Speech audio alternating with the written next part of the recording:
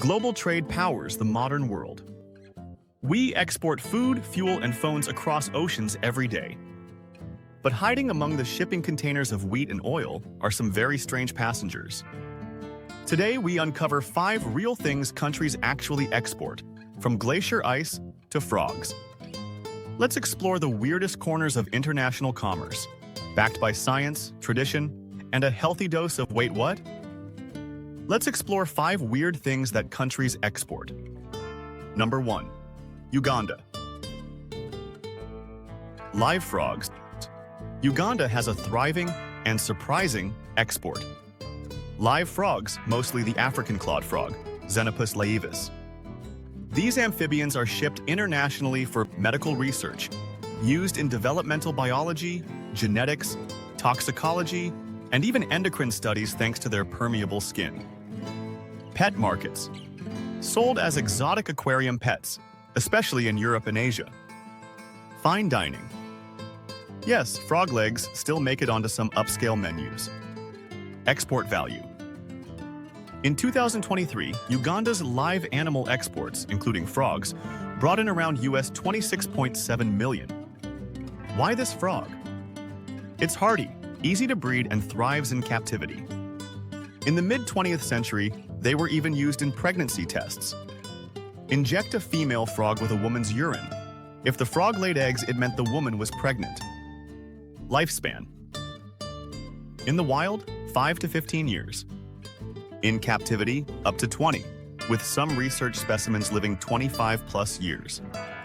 Annual exports are estimated at 10,000 to 20,000 frogs.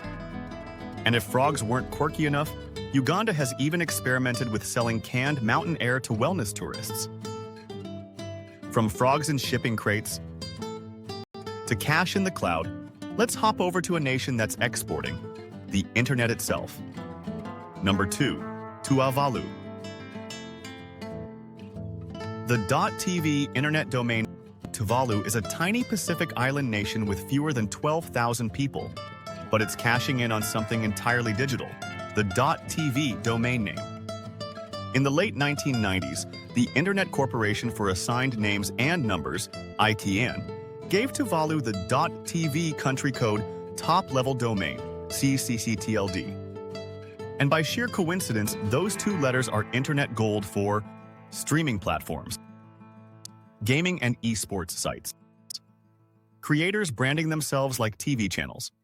Tuvalu licensed the rights to market .tv to tech companies, turning it into a revenue stream worth around US $10 million a year, a huge slice of the nation's GDP. A single premium .tv domain can sell for hundreds or even thousands of dollars a year. Standard registrations often cost $25 to $50 annually, but high-demand names like sports.tv or live.tv can be worth tens of thousands to media companies. That income has funded schools, medical facilities, and internet infrastructure. It's even helped Tuvalu lobby for climate change action, a fight that's existential for the nation, which sits just a few meters above sea level. Tuvalu turned 2 little letters into one of the most profitable exports in the Pacific, proof that in the digital age, geography matters less than a well-placed dot. 2 little letters. 1 dot. And a whole lot of economic power.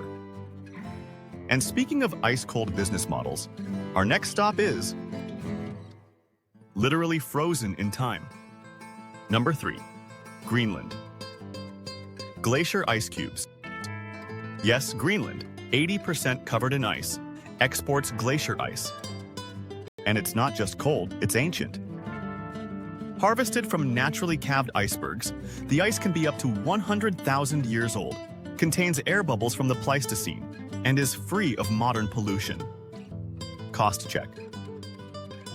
1 cube in a luxury bar, $10 to $20. 1 ton, $1,000 to $5,000 USD. A single shipment to Dubai. Once carried 20 metric tons. Annual exports hover around 60 tons, with luxury bags selling for up to $50 for 5 kilograms. The selling point? Glacial ice melts slower, keeping drinks cold without watering them down. It's not just hype, it's physics. Now, before you think that's the weirdest thing to cross a border, let's talk about something that's gone from export to outright ban. Bonus banned export. Cat fur from Switzerland.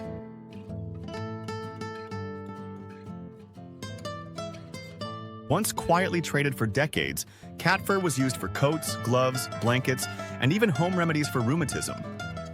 Pelts came from stray cats or animals killed specifically for their fur.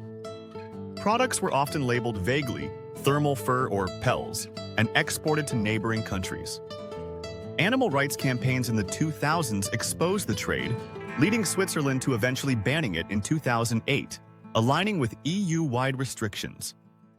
From fur to follicles, our next export is a lot closer to the top of your head. Number 4. India. Human hair. India is the world's top exporter of human hair, largely from temple donations. At places like Venkateswara Temple, millions shave their heads as acts of devotion. The hair is collected, sanitized, and sold for wigs, extensions, and even industrial uses. Stats: over 1,000 tons exported yearly, worth $300+ million.